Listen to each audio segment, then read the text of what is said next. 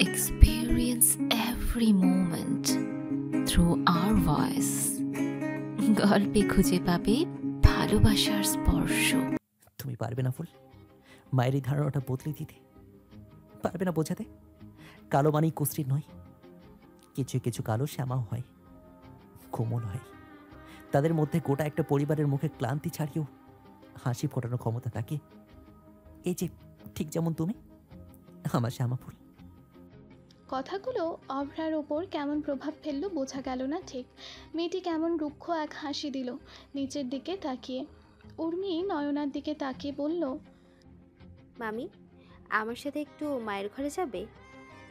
নয়না সম্মতি জানিয়ে প্রস্থান করলো উর্মির সাথে। ইতিমধ্যে পৃথুলাও উপস্থিত হলো ড্রয়িংয়ে। কোনায় দাঁড়িয়ে কাহিনী দেখছিল ব্যাস। প্রীতি তাকে লক্ষ্য করে অভ্রার দিকে আর চোখে তাকিয়ে বলল, তা তোমারও কি আলাদা করে রুম লাগবে নাকি? প্রচ্ছদের বইয়ের মতন? এ বাড়িতে খুব সীমিত ঘর, মিলেমিশে ঘুমালে আমাদের সুবিধা হতো আর কি। পৃথুলা বেশ বুঝতে পারলো তাকে ফোরন কেটে বলা কথাখানা, তাই তো দেরি না করে উত্তর দিয়ে দিল প্রীতির কথার সাপেক্ষে। আমি আলাদা রুম চেয়েছি বলে কি চাঁদ পেকে গেছে? আমি আমার স্বামীর সাথেই থাকতে চাইছি, ব্যাস। আর এক বিছানায় গাদাগাদি করে ৩-৪ জন একসাথে ঘুমানো আমার পক্ষে সম্ভব নয়। প্রভাতী অভ্রার পাশ থেকে ট্রলি ব্যাগটা ধরতে ধরতে বলল, সময়ে অসময়ে কিছুদিন আলাদা থাকলেও চাঁদ বেঁকে যায় না। তোমার সমস্যা স্বামীর সাথে থাকা নিয়ে নয়, তোমার সমস্যা সকলের থেকে আলাদা থাকা নিয়ে। নেহাতে রীতি আছে বলে, নইলেতে তুমি পারো না আমার ছেলেটাকে ঘর থেকে বের করে দিতে। প্রচ্ছদ চাইল না তার আর পৃথুলার মনোমালিন্যের ব্যাপারখানা অভ্রা জানুক, তাই প্রভাতীকে শান্ত কণ্ঠে বলল, মা এখন থাকো, সব বাদ দাও। প্রভাতীও ওই কথা রীতি টানল। অভ্রাকে জিজ্ঞেস করলো, তোমারও কি আলাদা ঘর চাই বৌমা? অভ্রা দুপাশে মাথা নাড়ালো, আস্তে করে বলল, আমি আপনাদের যে কারো সাথেই থাকবো, একা থাকতে পারবো না। উষ্ণ নীরবে হাসলো। অঙ্গ বলেছিল তখন যে অভ্রা একা থাকতে ভয় পায়, পারবে না থাকতে। আস্তে আস্তে বিড়বিড় করে বলল, ভীতু ফুল আমার। রজনী হেসে বলল, আমাদের সাথে থাকবে? আমি, আমার মেয়ে বেলি, উর্মি, আমরা সবাই রাতে একসাথেই ঘুমাই। আমাদের রুমের খাটটাও যথেষ্ট বড় আছে, তুমিও থাকতে পারবে। মিষ্টি হাসলো অভ্রাও, উত্তর দিল, আচ্ছা। দরজার সামনে উষ্ণকে দেখে মুখখানা মলিন করল প্রণতি। নয়না আর উর্মি এবার যেন একটু স্বস্তি পেল। এতক্ষণ ধরে কত চেষ্টা করলো তার রাগ ভাঙানোর, কিন্তু কিছুই হলো না। উষ্ণ বিস্তর হেসে এগিয়ে এসে ফট করে শুয়ে পড়ল প্রণতির কোলে মাথা দিয়ে। জিজ্ঞেস করলো, তোমার কালী বৌমাকে দেখবে না মা? প্রণতি মুখ ফিরিয়ে নিল অন্যদিকে, বুক ভরা অভিমান নিয়ে বলল, তোর বউ তুই দেখ, আমার দেখার কি কোনো প্রয়োজন আছে? আনার আগে কি আমায় জিজ্ঞেস করেছিস? এখন আমার কাছে কি? ওই কালি থাক ওর মতো, আমার কাছে আসার দরকার নেই। উষ্ণ একটা শ্বাস ফেলে বলল, মা শোনো না, আমার একটা কথা। একবার তুমি 2 দিন না হয় ওই কালীর সঙ্গে কথা বলে দেখো। তখন যে তোমার পছন্দ না হয় তাহলে এই বিয়ে আমি করবো না। সত্যি বলছি, প্লিজ মা, একবার। উষ্ণের কথার মাঝখানে দরজার কাছ থেকে এক মেয়েলি কণ্ঠের ডাক ভেসে এলো। প্রণতি তাকালো সেই দিকে। অপরিচিত চেহারা দেখে ভ্রুজোড়া কুঞ্চিত কুচকালো সে। উষ্ণ অভ্রাকে এখানে দেখে উঠে বসলো মায়ের কোল থেকে। প্রণতি দেবীর চোখে মুখে কেমন যেন বিস্ময়কর ছাপ পরিলক্ষিত হলো। তিনি কি এক্ষুনি অভ্রাকে 2-4টে কথা শুনিয়ে দেবেন? পেছন থেকে প্রীতি ভেতরে ঢুকতে ঢুকতে বলতে লাগলো, মাসিমণি, আমি একে বারবার মানা করেছিলাম তোমার কাছে আসতে, কিন্তু ও আমার কথা শুনল না। তুমি ভুল বুঝো না মাসিমণি। প্রণতির দৃষ্টি অভ্রার হতে সরল না। নিষ্পৃহভাবে অভ্রার দিকেই তাকিয়ে বলল, উষ্ণ বাবা, এ কি সেই মেয়ে? উষ্ণ আস্তে করে জবাব দিল, হ্যাঁ মা, ও অপরা। প্রণতি দেবী ধীর পায়ে এগিয়ে গেল অভ্রার কাছে। সামনে আসতেই অভ্রা তার পা ছুঁয়ে প্রণাম করলো। এই এতটুকুতে প্রণতি দেবীর মুখে এক অর্বাচীন হাসির রেখা ফুটে উঠল। নিজের আলতো হাতখানা অভ্রার গালে ঠেকিয়ে বলল, এই কি আমার বৌমা? প্রীতি বলল, হ্যাঁ। প্রণতি দেবী ফের প্রশ্ন ছুড়ল, তোরা যে বললি আমার বৌমা কালো, ও তো কালো নয়, শ্যামবর্ণীয়। অনেকেই তো কালো বলে, তাই। ও মা, এ কি কথা? একে বুঝি কালো বলে? আর তোরা সবাই কি রে, হ্যাঁ, গায়ের রঙের কথা বারবার করে বললি, আর এত সুন্দর মায়াভরা চেহারার গড়নটার কথা একটি বারও বললি না আমায়। নয়না আস্তে করে বলল। উষ্ণ আর উর্মি বুঝতে পারল অভ্রার রূপখানা তার মায়ের পছন্দ হয়েছে বটে, তবে কাউকে আর কিছু বলল না তারা, নীরবে হাসল। অভ্রা তখন মাথা নিচু করে বলল, মা, আপনি আমার উপর রাগ করে আছেন? প্রণতি দেবী হাসলেন। অভ্রার মুখখানিতে হাত বুলিয়ে বলল, না মা, আমি একটু রাগ করে নেই তোমার উপর। আমি ভুল ছিলাম মা, আমাকে সবাই তোমার বর্ণনা এমনভাবে দিয়েছিল, আমি তোমার প্রতি বিরক্ত হতে বাধ্য হয়েছি। আমি কি জানতাম ওরা ঠিকঠাক বর্ণনা করতে জানে না? বুকের ওপর থেকে একটা ভারী পাথর যেন সরল অভ্রার। শাশুড়ি নামক মানবীটি নিয়ে তার চিন্তার শেষ ছিল না। যদি মানিয়ে নিতে না পারে তো? মুখের বিস্তীর্ণ হাসি ফুটিয়ে দু হাতে জড়িয়ে ধরল প্রণতি দেবীকে। তার বুকে মুখ গুজে বলে উঠল, আমার আপনাকে নিয়ে অনেক ভয় ছিল মা। ভেবেছিলাম আমি কখনো আপনার যোগ্য বৌমা হতে পারবো না। এখন আমার প্রাণ ভরে নিঃশ্বাস নেওয়ার মতো শক্তি লাগছে মা। প্রণতি দেবীর প্রাণ যেন জুড়িয়ে যাচ্ছে। এতগুলো দিন ধরে মেয়েটাকে নিয়ে এই বদ্ধমূল ধারণার জন্ম দিয়ে গেছে, তা যেন এক নিমিষেই পরিবর্তন করে দিল মেয়েটি। ইস, কত বাজেভাবেই না ভেবে ফেলেছিলেন তিনি এই মেয়েকে নিয়ে। আমার ভুল হয়ে গেছে বৌমা, আমি আসলে বুঝতে পারিনি। ভেবেছিলাম আসলেই আমার ছেলে একটা কালো মেয়েকে বিয়ে করে আনছে। অভ্রা সোজা হয়ে দাঁড়ালো, কণ্ঠে একটু কাঠিন্যতা এনে বলল, মা, সৌন্দর্য দিয়ে কখনো কারো আচরণ বিচার করা যায় না মা। ফর্সা মানুষগুলো কখনো কখনো কুৎসিত হৃদয়ের পরিচয় দেয়। প্রচ্ছদ কান পেতে শুনল কথাটা। মনে হলো যেন অভ্রার কথার ফর্সা মানুষগুলোর মধ্যে সে নিজেও একজন। প্রণতি দেবী বলল, কিছু ঘটনা আমায় এমনটা ভাবতে বাধ্য করেছে মা, আমি আর এমন ভাববো না। অভ্রা হাসলো একটুখানি। প্রণতি দেবী হেসে বলল, হয়েছে মা, অনেক জার্নি করে এসেছিস, এবার কলপারে গিয়ে হাত মুখ ধুয়ে আয়। অভ্রা বাচ্চাদের মতো করে আবদার ছুড়ল। আর একটু থাকি তোমার কাছে। প্রণতির হাসি যেন আরও বিস্তৃত হলো তার কথায়।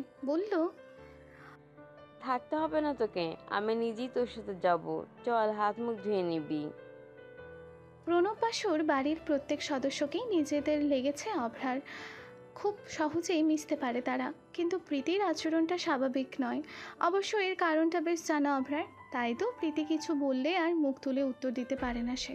তবুও অভ্রা মিশে যাওয়ার চেষ্টা করেছে তার সাথে, কিন্তু পারছে আর কই। রাতে ঘুমানোর সময় উষ্ণ কোথা থেকে যেন একটা পুতুল এনে হাজির করলো অভ্রার সামনে। হাতে ধরিয়ে বলল, এই নিন ম্যাডাম আপনার কোলবালিশ। অভ্রা হাঁ করে তাকিয়ে রইল উষ্ণের পানে। উষ্ণ জানলো কি করে?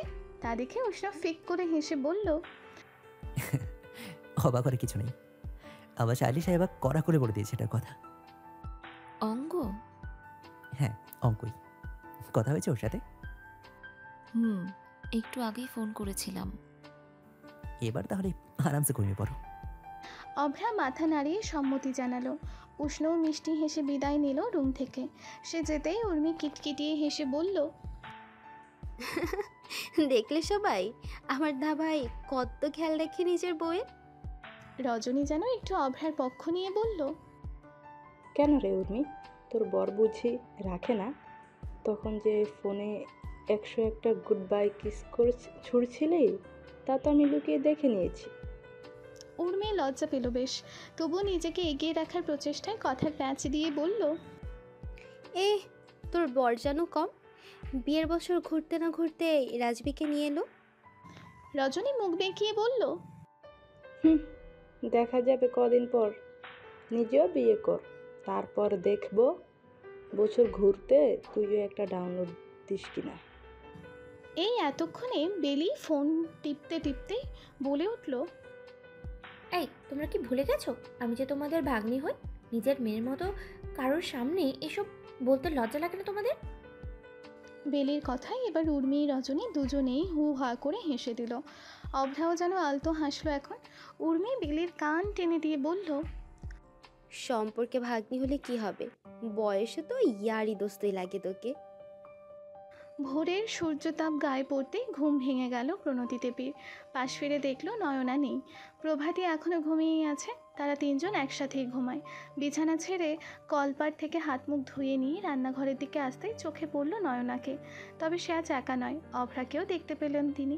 এগিয়ে গিয়ে বলল, ও মা অভ্রা, তুই এত ভোরে রান্নাঘরে কি করছিস? অভ্রার কিছু বলার আগে নয়না হেসে উত্তর করলো, তুমি এখন দেখছো ছোটদি, তোমার বৌমা তো আমারও আগে উঠেছে। আমি উঠে দেখি মেয়ে স্নান টান সেরে পুজো দিয়ে দিচ্ছে। এখন দেখো কত করে না করলাম রান্নাঘরে আসতে, মেয়ে শুনলই না আমার কথা। প্রণতি বেশ সন্তুষ্ট হলেন অভ্রার কাজে। স্মিত হেসে প্রশ্ন করলেন, রান্না পারিস তুই? অভ্রা ঘাবড়ালো। হিতাহিত দৃষ্টি এদিক ওদিক নাড়িয়ে আস্তে করে বলল, তেমন না, তবে তবে আমি তোমাদের সাহায্য করতে পারবো কিছুটা। তোমরা না হয় কিছু কিছু শিখিয়ে দিও। প্রণতি দেবী নিষ্পলক তাকিয়ে রইল অভ্রার করুণ ভয় মিশ্রিত চেহারার দিকে। কেমন ভয় পেয়ে আছে মেয়েটা। ফিক করে হেসে দিল প্রণতি দেবী, বলল, ঠিক আছে, আমি না হয় তোকে শিখিয়ে দেবো ক্ষণ।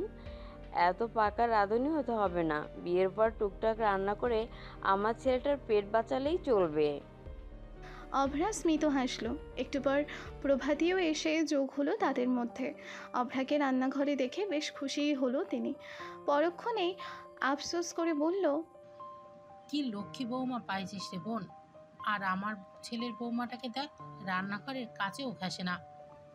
নয়না প্রভাতীকে বলল, থাক না দিদি, এখানে করতে চাইছে না। না মামি, ওসব ভেবো না। ওই মেয়ে বাড়িতেও এদিকে খবর ওদিকে টানে না, থাকতো রান্নাঘরে। কথাটা বলতে বলতে প্রীতি এগিয়ে এলো বৃক্ষকে নিয়ে। তাকে টেবিলে বসিয়ে দিয়ে প্রণতিদের কাছে এসে বসলো। বলল, কি তৈরি হয়েছে গো? ছেলেটার খিদে পেয়েছে।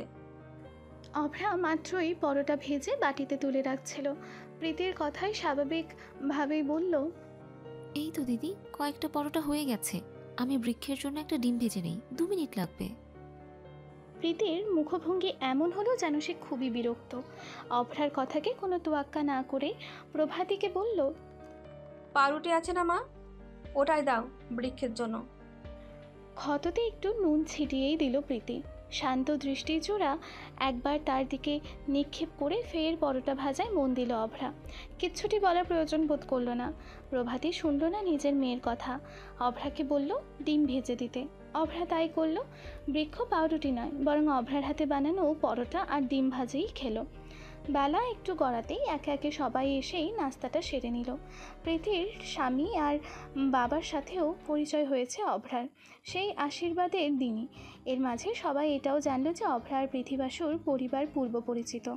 সকালের নাস্তা শেষ হতে না হতেই কোথা থেকে যেন দুটো মহিলা এসে হাজির হলো বাড়িতে। এরা প্রতিবেশী বটে।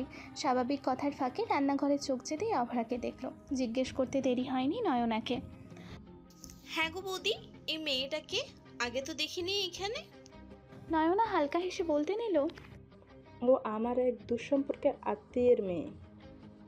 কিন্তু তার আগেই প্রণতি দেবী ফটাফট বলে দিল, ও আমার ছেলের হবু বউ গো বৌদিদি।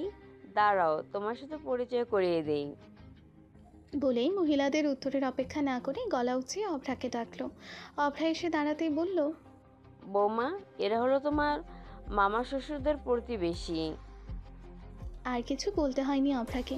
মেয়েটা স্মিত হেসে এগিয়ে গিয়ে প্রণাম করলো মহিলা দুটোকে।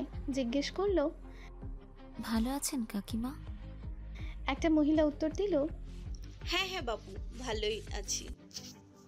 পরক্ষণেই মহিলাটি প্রণতির দিকে তাকিয়ে বলল, হ্যাঁ গো প্রণতি, এ তোমার ছেলের হবু বউ। তা মামা শ্বশুর বাড়িতে এলো, শাড়ি না পরে এসব জামা কেন পরে? তোমরা কিছু বলনি? উষ্ণ সোফাতেই বসা ছিল। মহিলাটির এবার উষ্ণের দিকে তাকিয়ে বলল, হ্যাঁ রে উচ্চ, বলি এখন থেকে বউকে একটু শাসন টাসন করতে পারিস না? পরে তো হাতের নাগালের বাইরে চলে যাবে বউ। উষ্ণ তাকালো অভ্রার পানে। মেয়েটাকে দেখলেই তার ভালো লাগে। হ্যাঁ, সর্বসময় সর্বরূপেই ভালো লাগে। হাসে তো না, রাগলে ভালো লাগে, করুণভাবে তাকালে ভালো লাগে। এই যে এখন কেমন দাঁত কিরমির করে ভ্রু কুঁচকে ঘসেটি বেগমের মতো তাকিয়ে আছে মহিলাটির দিকে, এই রূপেও ভালো লাগছে। ভালো লাগায় মোহভূত হয়েই উষ্ণ বলে উঠল, কি যে বলো কাকিমা, আমি সরল সাদাশীতে বোকা শোকা বাচ্চা একটা ছেলে। ভাবছি বউয়ের শাসন একটু বড় হব, তাই তো বউ নিয়ে এলাম। সেই বউকে আবার শাসন করবো কি আমি? আরেকটি মহিলার যেন পছন্দ হলো না উষ্ণের কথাখানা। পান চিবোতে চিবোতে বলে উঠল, ওসব প্রথম কয়েকদিন বইয়ের জন্য এমন পাগল সবাই থাকে, বুঝলি তো? উচ্চ বিয়ে হোক, কয়েকদিনের ফুল মধু খেয়ে নে, তারপর দেখবো তোর এই প্রেম কোথায় যায়। তীব্রভাবে ফেটে পড়তে ইচ্ছে হলো প্রচ্ছদের। এমন বাজে কথা কেন বললে এই মহিলাটি? আমার অভ্রা কোনো সস্তার নর্দমা নাকি যে তার মধু খাওয়া শেষ হলে যত্ন কমিয়ে দিতে হবে? চিন্তাখানা আর নিজের মনে লুকিয়ে রাখলো না প্রচ্ছদ। শান্তটা ছেড়ে এই এতক্ষণে মহিলা দুটোর উদ্দেশ্যে তেজি কণ্ঠে বলে উঠল, ও কোনো ফেলে দেওয়ার মতো ফুল নয়, আর না উষ্ণ আমার ছেলে যে মধু খেয়ে ফুলকে পিষে ফেলবে। আপনাদের স্বামীরা মনে হয় এমন, তাই তো নিজের অভিজ্ঞতা থেকেই বিবেচনা করছেন। এটা তো আর সবার ক্ষেত্রে প্রযোজ্য হবে না কাকিমা। তাই সব বাজে কথা বন্ধ করুন। আর রইল জামা কাপড়ের কথা, প্রথমত এটা ওর নিজের শ্বশুর বাড়ি নয়, মামা শ্বশুর বাড়ি। দ্বিতীয়ত ওদের বিয়েটা এখনো হয়নি, তাই ওকে যে সবসময় শাড়িই পরতে হবে এমন কোনো কথা নেই। আর তৃতীয়ত, যেখানে আমাদের বাড়ির বউ কি পড়লো না পড়লো এতে আমাদের কোনো আপত্তি নেই, সেখানে আপনারা ওকে শাড়ি পরার কথা বলার কে? ও তো আর আপনাদের বাড়ির বউ নয়, তাই না? মুখে ঝামা ঘষে দেওয়ার মতো অবস্থা হলো মহিলা দুটির। অদ্ভুত চোখে প্রচ্ছদের দিকে একবার তাকাচ্ছে তো আবার বাকি সবার দিকে তাকাচ্ছে।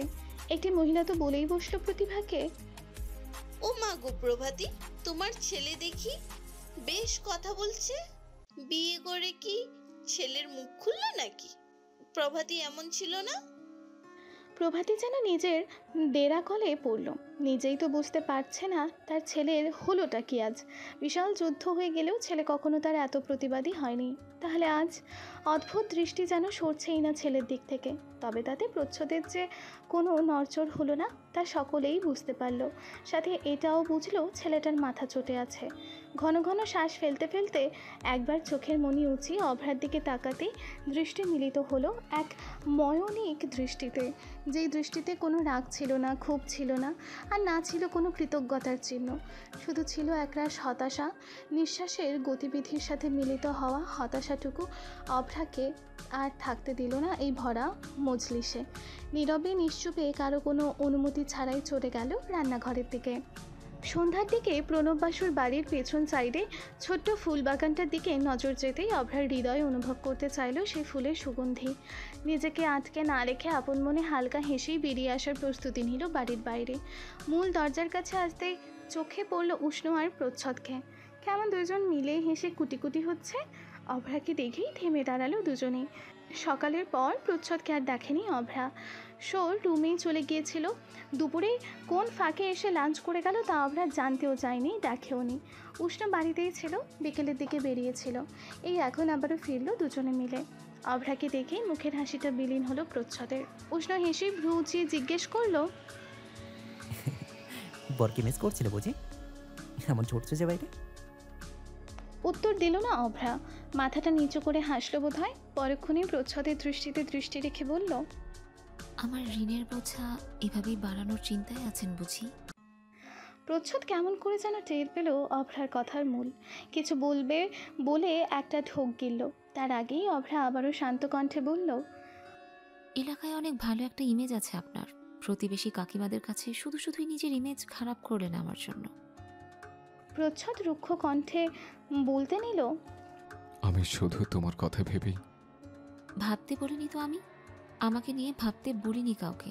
কে আমায় কি বলল, কে আমায় অপমান করলো, টিটকিরি করলো, সেসব আমারই ভাবনার বিষয়। আপনি কেন ভাবতে গেলেন?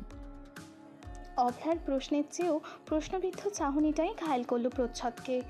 একটানা তাকিয়েই রইল অভ্রা সেই চাহনির দিকে। মুখ ফুটে কিছুই বলতে পারল না আর। এই দৃষ্টি কি কারো বাকশক্তি হরণ করার ক্ষমতা রাখে?